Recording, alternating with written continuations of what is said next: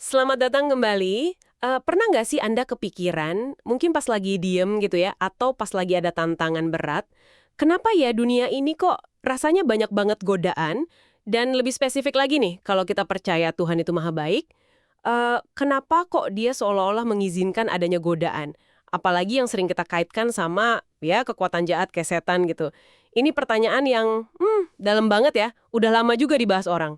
Iya betul, pertanyaan teologis yang klasik sebetulnya. Nah, hari ini kita mau coba menelusuri lebih dalam sebuah sumber. Ada teks judulnya spesifik banget, Mengapa Tuhan Mengizinkan Godaan Setan. Teks ini coba jawab dari sudut pandang teologis tertentu, dan ya ini bukan jawaban simpel ya, agak berlapis argumennya. Cukup kompleks. Betul, jadi misi kita kali ini nih, ngebongkar dan coba pahamin logikanya. Logika yang ada di dalam teks ini. Gimana sih konsep kayak kehendak bebas, terus kasih karunia ilahi, sama peran godaan itu sendiri, gimana semua itu nyambung gitu. Dalam menentukan apa yang, ya, sumber ini sebut sebagai nasib akhir ciptaan. Kita bakal kupas pelan-pelan argumennya. Siap. Menarik ini. Nah, penelusuran ini kita siapin buat Anda semua ya. Terutama mungkin yang pernah ngerasa galau gitu, bertanya-tanya soal kenapa ada kejahatan, penderitaan, atau gimana sih pilihan-pilihan kita sebagai manusia itu bisa nyambung atau malah nabrak sama apa yang kita yakini sebagai rencana Tuhan. Ini bukan cuma teori loh ya, tapi nyentuh banget ke pergumulan hidup kita sehari-hari.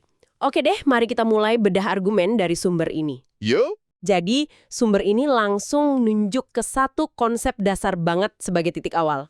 Apa itu? Kehendak bebas. Di teks aslinya disebut Chayu Iji, Chayu Wiji. Penulisnya bilang, ini tuh anugerah mendasar dari Tuhan buat ciptaannya. Kelihatannya simpel ya, tapi wah, implikasinya gede banget. Betul sekali. Dan, disinilah argumen teks ini mulai dibangun logikanya. Apa sih artinya punya kehendak bebas yang benar-benar bebas? Menurut pandangan di sini nih, kebebasan sejati itu ya harus mencakup kemungkinan buat milih yang salah, termasuk kemungkinan buat dosa.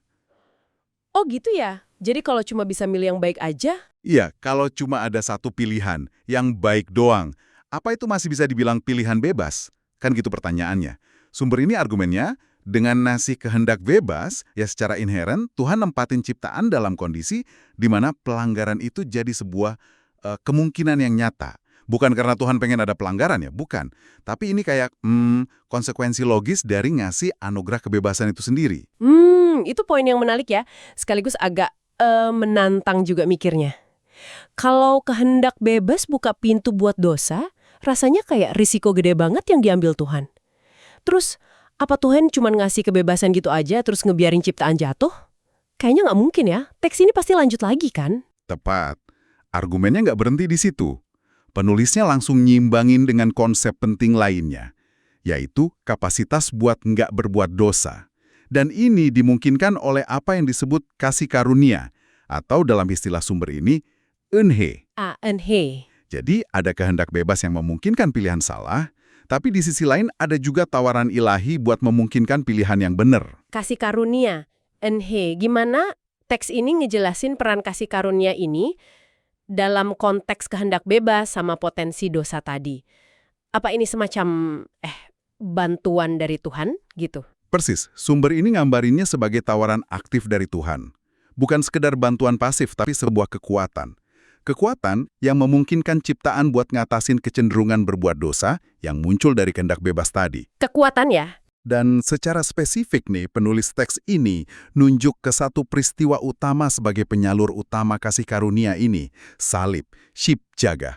Dikatakan bahwa lewat kekuatan cinta dan pengorbanan di salib itulah ciptaan yang nerima dikasih kemampuan buat nolak dosa dan milih jalan taat.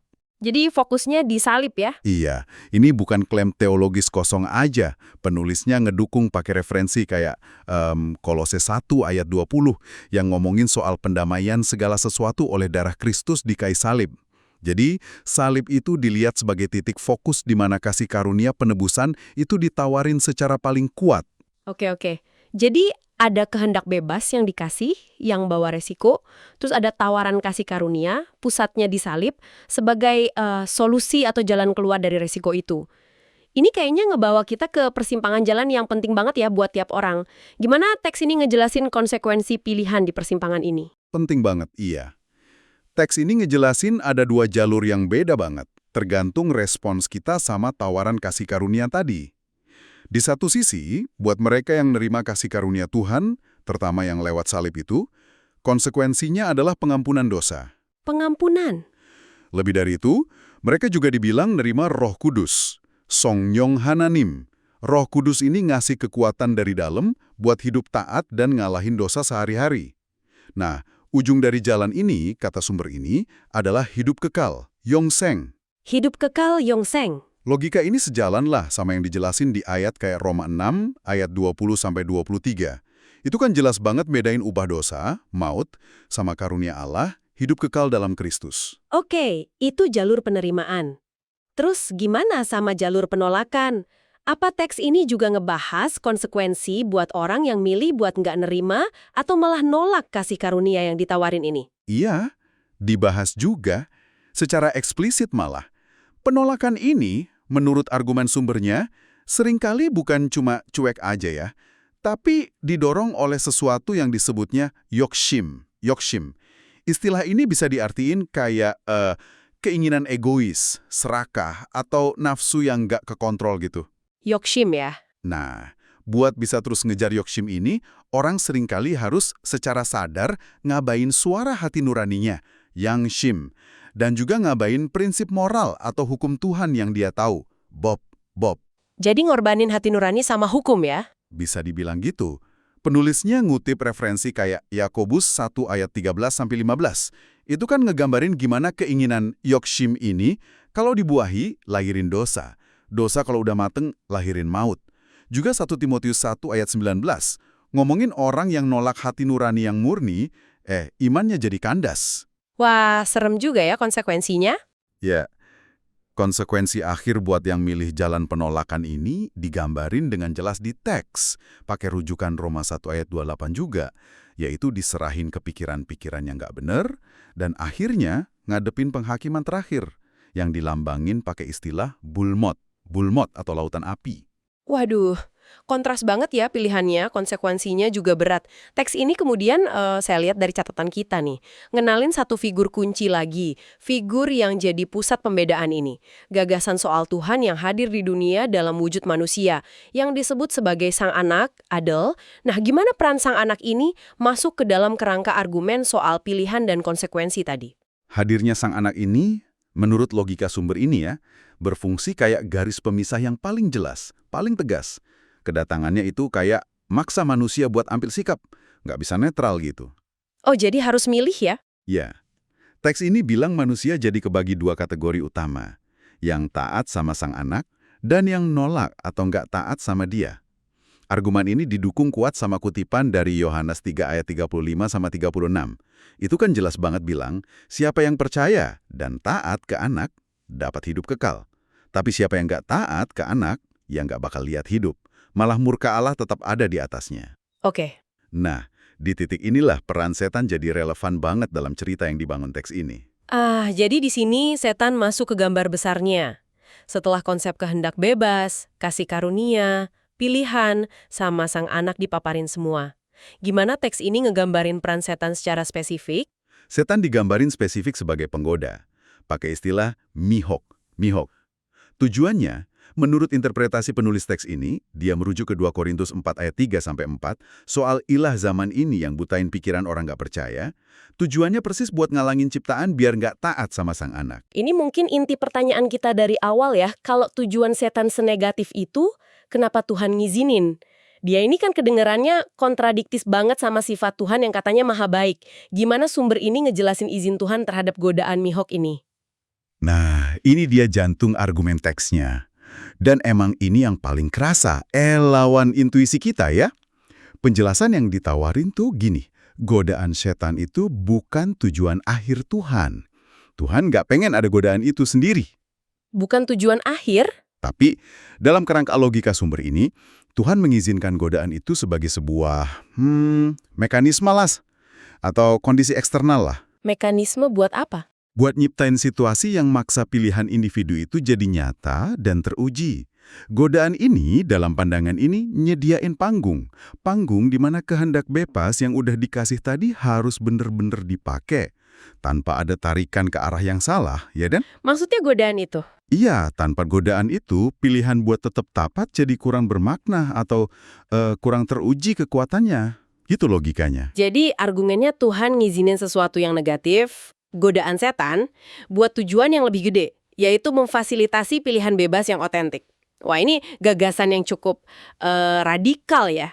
Gimana teks ini ngedukung klaim kalau ketaatan sejati itu butuh adanya godaan? Teks ini argumennya nilai ketaatan itu justru kelihatan paling jelas pas seseorang milih buat tetap setia sama Tuhan meskipun ada kesempatan atau tekanan kuat buat berbuat sebaliknya. Oke, jadi pas ada tekanan ya baru kelihatan. Betul. Sumber ini ngasih contoh-contoh dari Alkitab buat nunjukin poin ini. Misalnya, kisah Sadrak, Mesak, Abednego di Daniel 3. Mereka kan dihadapin pilihan nyata banyak tuh. Nyembah patung emas terus hidup, atau nolak terus dilempar ke perapian yang nyala-nyala. Iya, ya, ingat cerita itu. Nah, mereka milih taat meskipun ada godaan gede banget ancaman mati buat nggak taat. Ketaatan mereka jadi sangat bermakna justru karena ada ujian itu. Contoh lain yang dirujuk itu kisah Ayub. Di Ayub 1 ayat 8-12. Tuhan kan secara eksplisit ngizinin setan buat nguji Ayub pakai penderitaan hebat. Ayub juga ya? Tujuannya, dalam cerita Ayub kan, buat ngebuktiin kalau iman Ayub itu tulus, bukan cuma karena berkat yang dia terima. Nah, dalam pandangan sumber ini, godaan setan fungsinya mirip. Dia nyediain ujian api yang memungkinkan ciptaan pakai kehendak bebas mereka buat secara aktif dan sadar milih Tuhan atau nolak dia. Ini membawa kita ke sebuah kesimpulan yang spesifik banget ya dalam teks ini. Ada frasa kunci yang Anda catat tadi. Jika tidak ada godaan, tidak ada pembedaan. Bahasa aslinya mihogi optamion kubundo opta. Bisa tolong dijelasin lagi makna dan implikasi pernyataan ini menurut sumbernya? Pernyataan itu kayaknya puncak argumen soal peran godaan deh. Artinya, menurut logika teks ini, godaan itu sendiri fungsinya jadi alat penyaring atau pemilah. Gubun itu kan artinya pembedaan atau pemisahan. Alat pemilah ya? Iya, godaan nyiptain situasi yang bahkan ngebuka loyalitas sejati hati seseorang. Kelihatan nanti hatinya condong kemana. Apa condong ke ketaatan pada sang anak lewat kasih karunia? Atau malah condong ke yokshem tadi, ke keinginan egois? Jadi kelihatan belangnya gitu ya? Bisa dibilang gitu. Nah, buat nguatin argumen ini, penulisnya ngerujuk ke bagian Alkitab yang mungkin agak susah dicerna ya, kayak 1 Raja-Raja 22 ayat 21-23. Di situ kan Tuhan digambarin ngizinin roh pendusta buat nipu nabi-nabinya Ahab. Atau 2 Tesalonika 2 ayat 11 yang ngomongin Tuhan datengin kesesatan atas mereka yang nolak kebenaran, biar mereka percaya sama dusta. Wah, itu ayat-ayat yang berat ya. Iya, berat. Tapi dalam interpretasi sumber ini, ayat-ayat ini dipakai sebagai bukti kalau Tuhan, dalam kedaulatannya, bisa pakai bahkan elemen negatif kayak tipuan atau godaan buat tujuan akhirnya, yaitu tadi, bedain antara mereka yang sungguh-sungguh nyari dia sama yang enggak. Jadi alat pembeda, godaan itu membedakan siapa dari siapa. Terus apa hasil akhir dari pembedaan ini menurut teks? Hasil akhirnya, ya balik lagi ke 2 jalur yang tadi kita omongin. Godaan dalam kerangka pemikiran teks ini fungsinya buat membedain secara definitif antara mereka yang imannya teruji dan terbukti murni, kayak emas diuji pakai api, ini ngerujuk ke 1 Petrus 1 ayat 7-9, dan karena itu bakal nerima tujuan akhir iman mereka, yaitu keselamatan jiwa dan hidup kekal, yongseng. Oke. Dari mereka yang gagal dalam ujian itu karena nolak kasih karunia. Jadi jelas ya pembedaannya. Iya, jadi kesimpulannya, menurut argumen sumber ini, Tuhan ngizinin godaan setan bukan karena dia setuju sama tindakan setan ya, bukan. Tapi karena godaan itu jadi instrumen yang diperluin biar tiap ciptaan, pakai kehendak bebas yang udah dikasih, bisa secara sadar nentuin nasib kekalnya sendiri. Pilihan fundamental ini, sekali lagi ditekanin sama penulisnya, intinya soal gimana seseorang ngerespon kasih yang ditawarin di salib, pas dihadapin sama godaan buat nolak kasih itu. Respon terhadap kasih salib ya kuncinya. Betul. Referensi kayak 2 Korintus 5 ayat 14-15 soal kasih Kristus yang nguasain, sama Ibrani 10 ayat 28-29 soal konsekuensi ngeri kalau nginjek-nginjek anak Allah dan najisin darah perjanjian, dipakai buat ngegasin betapa pentingnya pilihan ini. Baiklah, oke. Mari kita coba rangkum sedikit ya alur argumen yang lumayan kompleks ini yang disajiin di sumber tadi. Jadi dimulai dari Tuhan yang ngasih kehendak bebas. Kehendak bebas ini, biar asli, harus ada kemungkinan milih yang salah alias dosa. Buat ngatasin potensi ini, Tuhan nawarin kasih karunia, terutama lewat pengorbanan sang anak di salib. Betul. Tiap orang terus dihadapin sama pilihan, nerima kasih karunia ini dan taat sama sang anak, atau nolak karena didorong keinginan egois, yokshim tadi. Iya. Nah, disinilah peran setan sebagai penggoda, mihok, diizinin masuk. Godaan setan ini nyiptain konteks ujian yang nyata, yang maksa kita pakai kehendak bebas. Godaan ini jadi alat pembeda, gubun, misahin yang milih taat, arahnya ke hidup kekal, yongseng, dari yang milih nolak, arahnya ke penghakiman, bulmuk. Tepat sekali. Jadi intinya Tuhan ngizinin godaan bukan sebagai tujuan, tapi sebagai mekanisme yang dibutuhin buat proses pemilihan dan pembedaan berdasarkan respons bebas ciptaan terhadap kasihnya. Gimana? Apa rangkuman itu udah cukup nangkap esensi argumen dari sumber ini? Ya, itu rangkuman yang sangat akurat. Udah nangkap alur logika utama yang dibangun penulis dalam teks ini dengan baik. Tentu saja penting banget ya buat Anda dan semua yang dengerin, ingat kalau ini penjelasan dari satu perspektif teologis yang spesifik. Ah, iya bener. Cuma satu perspektif ya. Betul. Perspektif ini didasarin sama interpretasi ayat-ayat Alkitab tertentu yang dikutip penulis buat dukung klaim-klaimnya. Tujuannya, ya buat ngasih jawaban yang koheren secara internal dalam kerangka sistem kepercayaannya terhadap pertanyaan, kenapa dibalik adanya godaan? Penting disadari, mungkin aja ada perspektif teologis lain yang nawarin penjelasan bida soal masalah yang sama kompleksnya ini.